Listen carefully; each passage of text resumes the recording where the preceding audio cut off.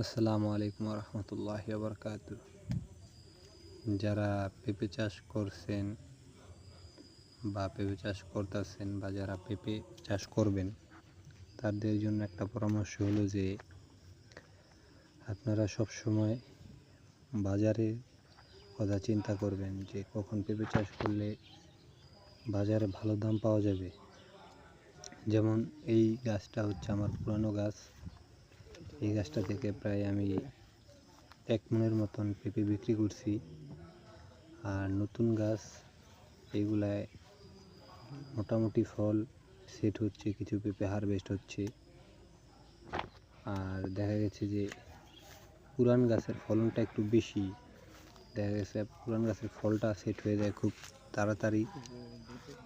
এই গাছ একবার সেট হয়ে গেলে পেঁপে দিতেই থাকবে। তো আপনারা যারাই পেঁপে চাষ করবেন অবশ্যই ভালো জাতের পেঁপে চাষ করবেন এবং কি চাষ করার আগে অবশ্যই ভালো জাত সিলেক্ট করবেন, তাহলে আপনারা লাভবান হতে পারবেন।